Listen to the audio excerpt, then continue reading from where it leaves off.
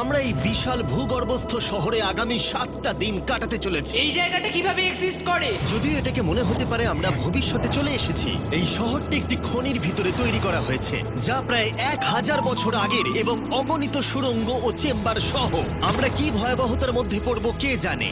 এই সিঁড়ি যা এই শহরে নেমে যাচ্ছে এই সিঁড়ির বয়স কত? আমাদের থেকে বয়স্ক। ঠিক আছে, এখন আমরা নিচে আছি। সিলিংটা একবার দেখো কত উঁচুতে। ওয়াও! আমরা সবাই এখন 400 ফুট ভূগর্ভস্থ এবং কোনো না কোনো ভাবে এই গ্রামটি বিদ্যমান। এটা দারুণ। দ্বিতীয় বিশ্বযুদ্ধের সময় যখন রোমানিয়ায় বোমা হামলা হচ্ছিল, হাজার হাজার মানুষ এখানে লুকিয়ে থাকতো এবং এখন একগুচ্ছ ইউটিউবার এখানে বাস করবে। এবং শীঘ্রই আমরা রাত কাটানোর জন্য ভালো জায়গা খুঁজে পেলাম। আমাদের এখানে ক্যাম্প করা উচিত। তুমি বস। আমাদের সব জিনিসপত্র ওখানে আছে, তাই হোম বেস সিদ্ধান্ত নিয়ে আমরা আমাদের ব্যাগগুলো ধরতে গেছিলাম এবং আমাদের সম্মিলিত মস্তিষ্কের শক্তি ব্যবহার করে আমরা তাদের ক্যাম্পে নামানোর উপায় আবিষ্কার করেছি। ওহ, এটা তো অসাধারণ। দারুণ কিন্তু।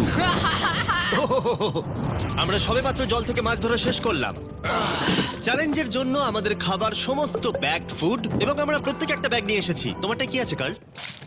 এটা অন্য কারোর মনে হচ্ছে। হ্যাঁ, ঠিক বলেছো। এই জায়গার ক্রেজিয়েস্ট অংশ কি জানতে চাও? আমরা এই ভূগর্ভস্থ শহরের কিছুই দেখিনি। আমাদের চারপাশের দেয়ালগুলো একগুচ্ছ সুড়ঙ্গ লুকিয়ে রেখেছে। আমরা এখন যেটাতে আছি তার মতো বিশাল একটা চেম্বারও আছে। কোথায়? ওই দিকে। যাই হোক, এই ছেলেরা যা জানে না তা হলো এই টানেলগুলো এক্সপ্লোর করতে আমাদের সাহায্যের জন্য আমি প্রতিদিন একজন বিখ্যাত ইউটিউবার নিয়ে আসছি। কিন্তু যত বেশি ইউটিউবার আমাদের সাথে যোগ দেবে, এই শহরটা তত বেশি বিশৃঙ্খলার মধ্যে পড়বে।